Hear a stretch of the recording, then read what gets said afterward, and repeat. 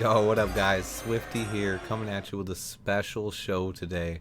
I got a preview. What I did is chopped up me and Coach T's show from today. Now, the whole show is over an hour and a half long. If you want to watch the whole show, the link will be in the description below. Be sure to check that out. We had a special guest today, Herb Howard, Halas Hall insider. You guys will recognize his voice. He's the guy who's at the press conferences asking the players the great questions. He's honestly the guy who usually asks the best questions. I'll drop his Twitter and a link to some other places you can find him, the bigs, down below in the description as well. Make sure you check out Herb. Also, if you haven't subbed to Coach T yet, what are you guys doing? Go over to Coach T's channel. I got the link in the description below as well. Hit him with that sub. Or if you're one of the people, you guys know who you are out there, like 80% of my viewers, and you haven't subbed yet, hit that sub button, guys. It's time. Anyway, let me get to the show. Enjoy it. It's a special one. I loved it. It was an honor, just an absolute honor to talk to Herb Howard. Honestly, it was a great time. I hope you guys enjoy. Let's get into it. Contra.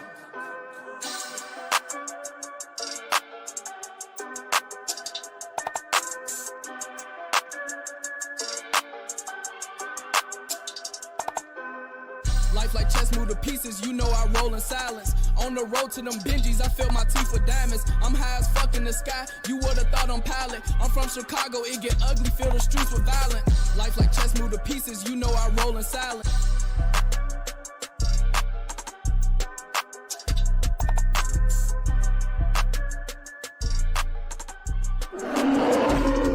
Past, present, future.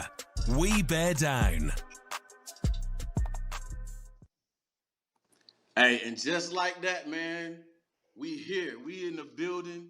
Welcome to the show, man. Herb Howard, Chicago Bears, Halas Hall insider, man. I don't know what to say, bro. Welcome to the show, man. Hey man, thanks for having me. It's an absolute honor and a pleasure to be hanging out with y'all, man. Y'all do This is dope crazy. work. Y'all cover the team in a dope way, man. Y'all know everything that you need to know. Y'all approach it from a very, very real way, man. It's an absolute honor and a pleasure to be on with y'all. Thanks for having me, truly. Man, listen, Swifty, you want to say something before I get into it, man? Man, I gotta say, man, Herb, just personal, you're a favorite of mine, man. I've been waiting for a guy like you to ask those questions inside Hallis Hall for a long time, man. We've had for just years and years people been saying the same thing. You always bring those real questions. Every time I watch a press conference, I can tell when you ask a question, I'm like, that was Herb. That was a good one right there, man. So it's an honor to meet you, man. Pleasure, you're a legend. So I Pleasure is had, all mine. Thank you.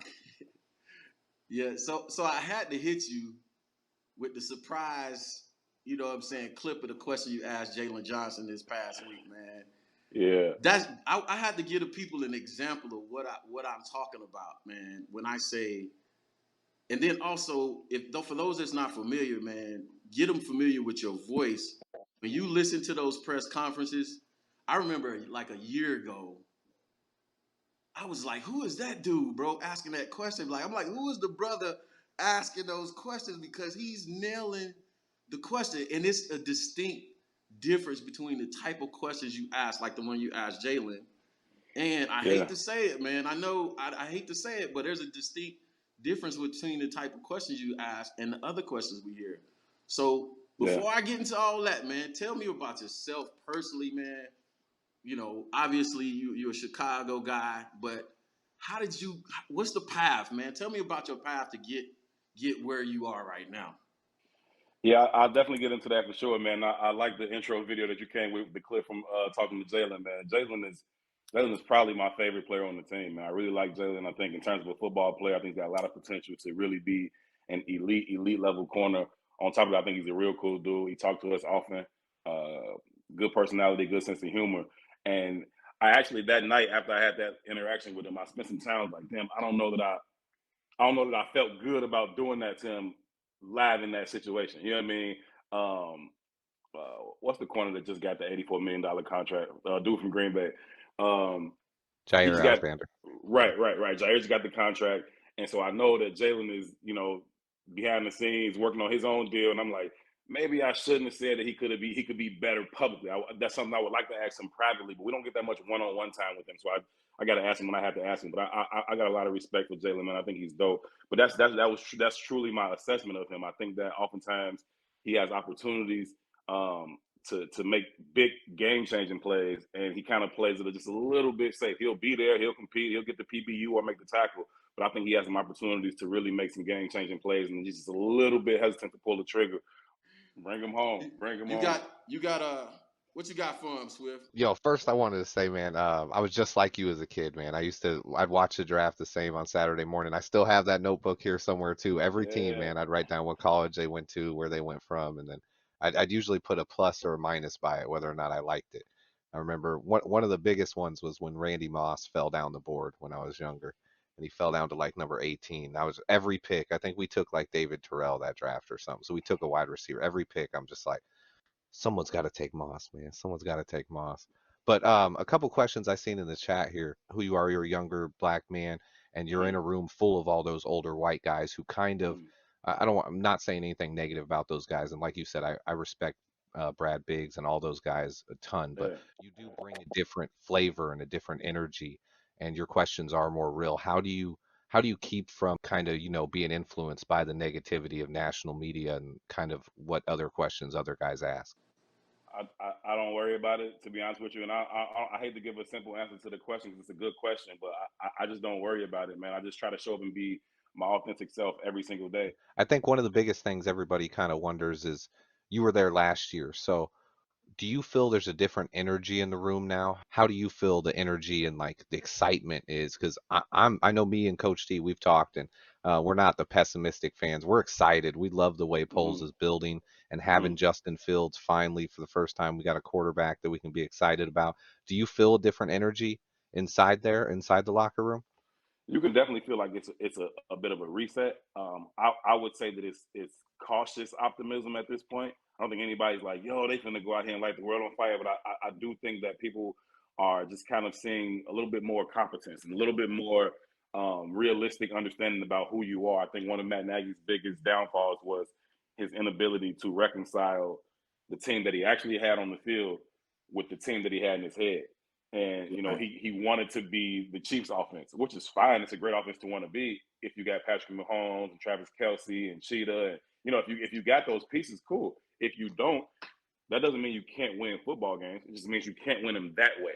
And he refused to try and win them in a different way. And I think it's been refreshing to hear from Luke Getsy, from Eberflus, just that they are going to tailor what they do to the players that they have. And I think that's Exact a opposite of what characteristic that Nagy you was see doing. in any good coach, right? You look at the Patriots over the years. If they got to throw it 50 times a game, they'll throw it 50 times a game. If they got to run it 50 times a game, they'll run it 50 times a game. Don't matter. We just got to win the game. Don't matter how we win. There's more than one way to skin a cat. And I think that it is refreshing to hear Luke Getsy say, I'm going to make sure that this offense is about highlighting the things that these players do well. It would have been very easy for him to be like, okay, we finna duplicate the Packers offense. Well, that's fine, but if you got 12 behind you, and I'm not saying Justin Fields can't develop into that, but I think 12 is the most talented quarterback I've ever seen. And so I think that you can't just duplicate those types of things. And it's refreshing to hear, just understanding exactly where you are in the process. So I think everybody's kind of cautiously optimistic, recognizing the things that they're doing, taking the plan as it is. A lot of people were upset about, Poles and how he executed the draft, and he should have got a receiver here, he should have got a receiver there, or he should have, dove deeper into the wide receiver market in free agency.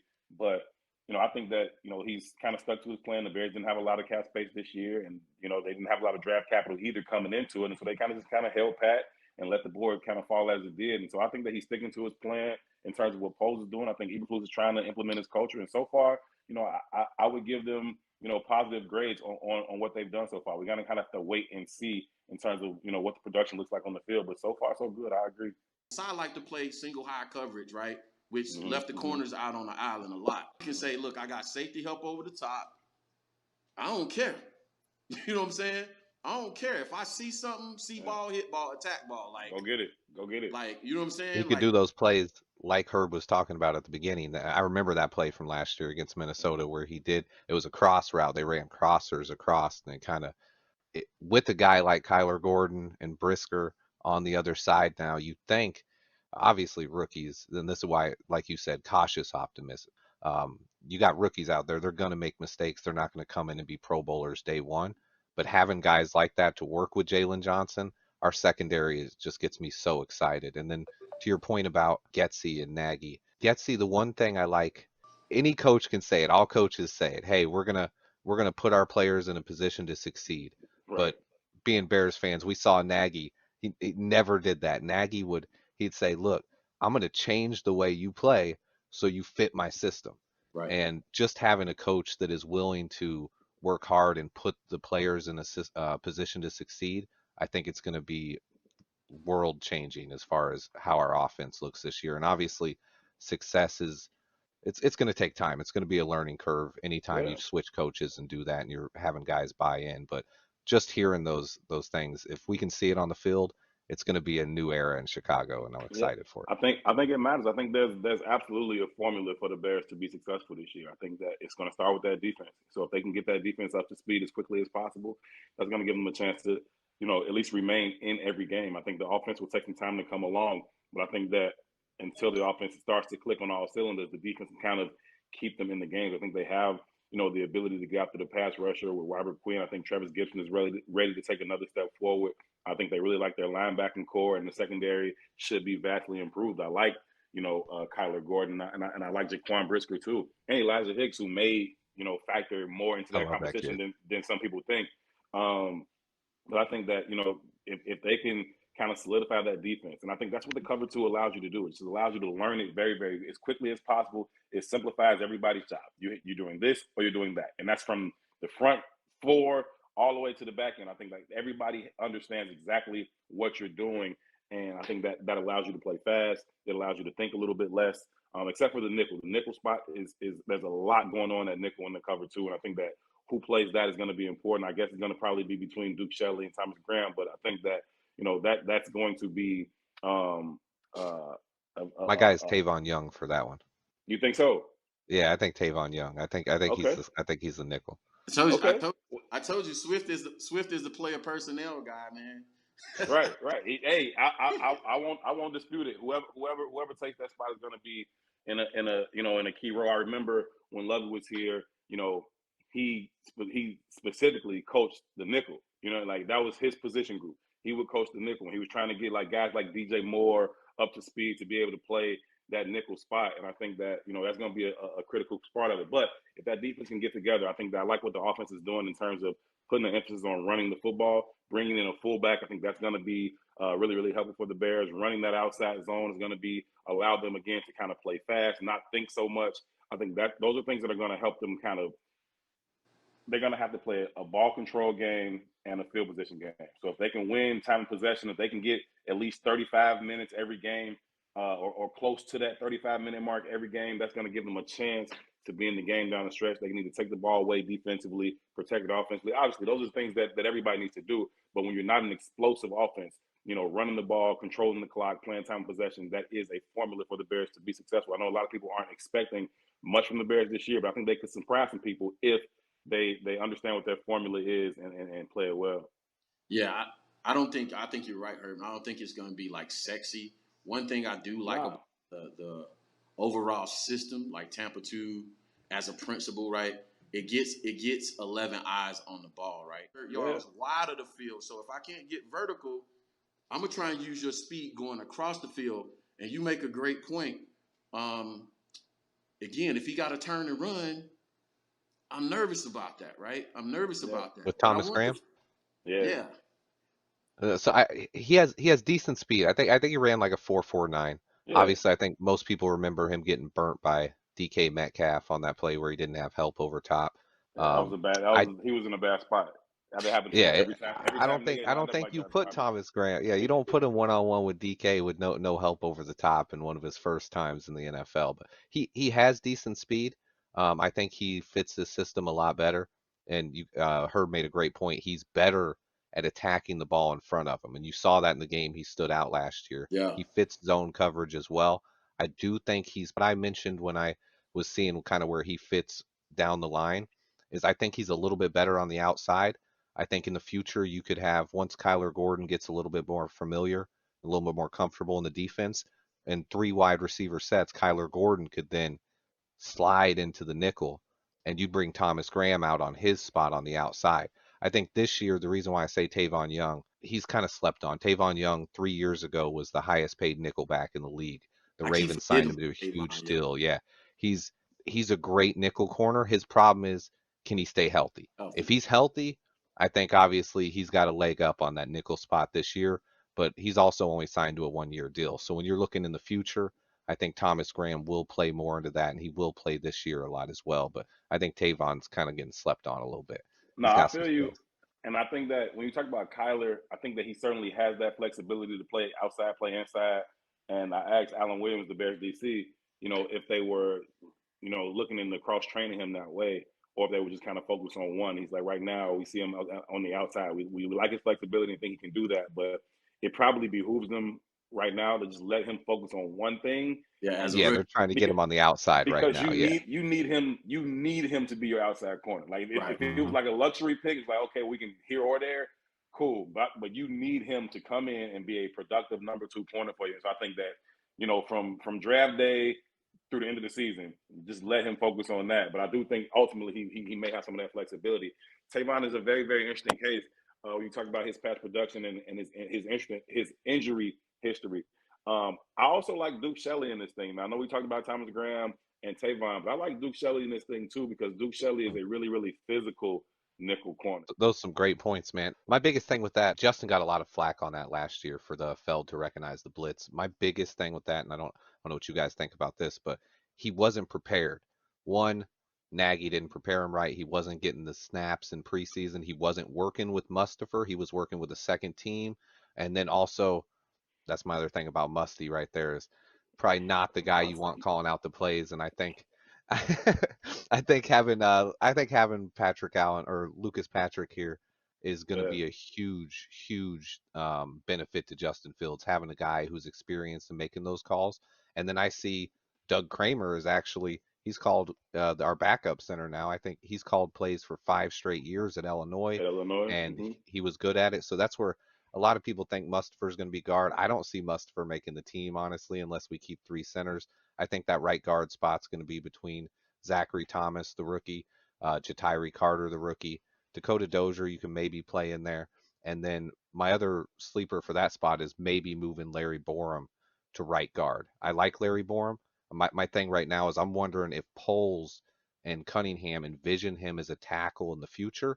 Every single tackle they brought in had 35 plus inch arms. That's Davenport, the guy who people are forgetting about. I think Davenport, who started the first 6 games for the Colts last year and looked good. He started like 20 games tackle. I think he could come in and start and not get you killed early in the Yeah, season while yeah. Braxton Jones develops. But I think one of those guys are going to be the right guard. I don't think Swifty Mustipher said has a shot. Swifty said every one of the guys got 34, 35-inch arm. I told you, Swifty can tell you what they ate for breakfast, man. No, that's a deep dive, and that's important because it tells you, the traits that the GM looks for at certain positions. And so, if some guy is an outlier, it's like, you're probably going to be like he clearly doesn't. You don't have the traits that he's clearly looking for, and so I think that that's a very, very astute observation from Swift. Like I think that's important. I don't know, man. I feel like Kramer.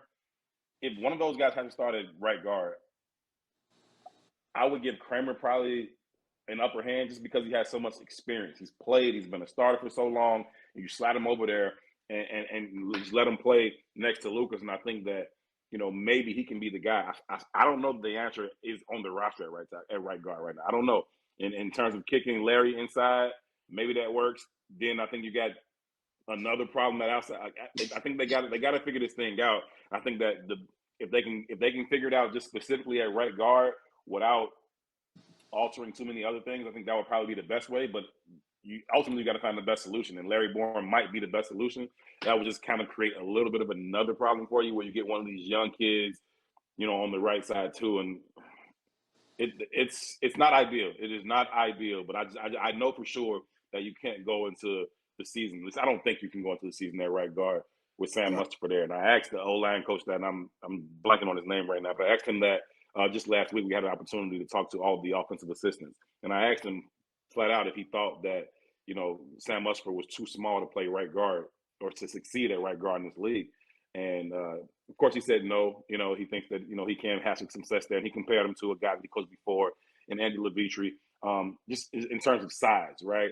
And being able to succeed at that position at that size. But just looking at Sam Mustipher, I mean, he was an undersized center, right? And it's okay to be a bit of an undersized center. Undersized guard, not so much. But even as an undersized center, looking at him standing next to Lucas, it was like, yo, Lucas is way bigger than him. Like way bigger than him. So they run their first 5 out there, and he's right next to him, and he's standing right there. It's like, yo, he's way bigger than dude. Just looking at him, I don't know. Never mind what they listed at. Just looking at him, he's way bigger than him. And you're gonna put him at right guard. It's like I don't know that he's stopping 330 pounds from coming through the B guy. I don't know that. You know what I mean? Right. So That's why I'm excited to break down these rookies because Coach likes Jatiri Carter. Yeah. And I've heard a lot of people out there on Twitter right now, they're loving that Zachary Thomas kid. I think I'm a little bit less worried about right guard than I am what happens at that other tackle spot across from Tevin Jenkins right now. So I always tweet this to or text this to Swifty, right? Feet, hips, hands. Evaluate them from the ground up. I will say that one thing that kind of leads in my mind some credence to what you're saying in comparison to the 49ers offense is Kyle Juszczyk, right? And then bringing in Blasingame, I think that there's a similar skill set there because I think that Juszczyk is the most important person on that team, right? I think that he does so much for that team in terms of being a lead blocker, in terms of catching passes out of the backfield. He turns into this pseudo tight end for you. He turns into this running back for you. But I also think that what he does most for that offense is to be an indicator of what's about to happen. And because he is such a strong indicator of what's about to happen, you can use him to deceive the defense, right? Everybody's like, hey, Juszczyk is over there. This is what's about to happen. He's over here. Here's what's about to happen. And then you break that tendency, and then they are smoked. Yeah, they do. You think about Herb killed it with his point on Juszczyk though. He's probably the most underrated guy that nobody talks about because he's not a fantasy football player and he's not in the highlights all the time. But he's the cog that makes that offense run. Yeah, and that's bringing in Blasingame is something that hasn't been talked about hardly at all this offseason. But it does signal that change for us that we're going to have an identity for once, and that's exciting. Even if we only win 6 to 8 games this year, having an identity, something to build towards, and a quarterback of the future, like you can't be upset with that. That stuff matters, and you get him leading up on those linebackers or leading up on nickels or safeties or whomever. You get him leading up on them for 3 quarters, and then by the 4th quarter, they don't want to take that on no more. Nobody want that smoke, bro. That dude is solid. Like just watching him out there in shorts and t-shirts, that dude is solid. He's built, but he's also very athletic, right? You can look at him and like maybe he's just a running back. Maybe he's just a big running back because you can see him how he moves in space. And so ultimately, you get him banged up on those linebackers. They're going to want to come and meet him as quickly as they can. And then now he slips them, gets out into the flat. He's wide open. Take your 7-8 yards whenever you want it. You know what I mean? I think that's, again, stay ahead of the chains. Time possession, you're still in 6, 7, 8 yards whenever you want it. Just letting him lead up on guys and then slip off of them, hit them in the flat. Real simple. Like the game ain't that complicated, man. It's just not. It don't have to be. It can be, but it doesn't have to be. And I think that utilizing him in some of those ways could be very, very beneficial for the Bears. And I like how your mind is working in terms of tracking what exactly it is they want to do. Yeah, that's Mooney was our second tallest wide receiver last year. Second tallest on the team. Only guy taller than him was A-Rob. Now he's the second shortest guy. The only guy shorter than him on the whole squad is Daz Newsome. And that's every guy we brought in is tall. So that's some of the things you could see that Poles is doing that I like. He obviously likes tackles with 35+ inch arms. So that's where I was like, ooh, I don't know what he's going to think about Borum. And then same with these wide receivers. He likes tall, physical, fast, athletic guys. And that's something that people don't think about Pringle. Anyone I've talked to about Pringle, it's like they have this assumption in their head that he's like 5'9", 5'10", a little guy. He's 6'1", 200 pounds. Yeah, exactly. Yeah, people don't seem to realize that. You go back and watch his tape at Kansas State too. Like you watch his tape at Kansas State, and you can see this is a different kind of athlete. I mean, he wasn't. He's playing major college football, and this is a different kind of dude on the field. Sometimes you can just see it when guys are different. They different athletically speaking, right? And he had that type of difference-making ability on the field. I think you give him opportunities, I think he'll continue to be somebody that just on the eye test, like, yo, that's different. That's different. I think I saved this for a one-on-one conversation whenever I do speak with Byron personally one-on-one. But I honestly, and Swifty will say he'll testify to this. I really don't talk about Byron a whole lot on the show, but I'll say this, right? For me, all the tools are there. He's always been the best guy on the field, whether when he was at Hutch, when he's in high school, when he went to JUCO, when he went to K-State. It's a matter of focus. He works his tail off. It's a matter of focus and just getting in there and wanting to be great, and he's going to do all that, right? As far as he earned his mentality, spot in KC too. yeah. As far as mentality, I'm gonna tell you right now, he that dude. He that dude. You don't want to going down the dark alley. Yeah. 2 You want o'clock him in with the you? morning.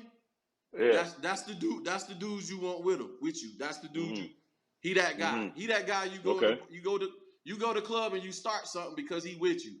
He that dude. So, but listen. Shout out to all the Chicago kids. Appreciate all the Chicago Bears 360 fans, man. Thanks for joining us. This is my boy Swifty, the top scout in It was a pleasure, Bears Herb, man. It was a pleasure. Media. He's the scout. I'm the coach. That's Herb. What else can you ask for, bro? What else can you ask for? All right, man. We out of here. I appreciate y'all. He's not going out and getting you the name brand cereal. He's getting you the black and white box that just say cereal, right? Cereal. That's all you getting. You're not getting Fruit Loops. You're getting cereal. Right. So you're getting the one in the bag. Yeah. Right. I like Sam Mustipher. I think he's a smart kid. I think he's a football guy, but I think he's grossly undersized at right guard. So it's well documented. Mustipher not starting. Yeah, no, I don't see it. I saw Swifty shake his head when you mentioned Sam Mustipher. Yeah. Was like, I don't like Mustipher. Um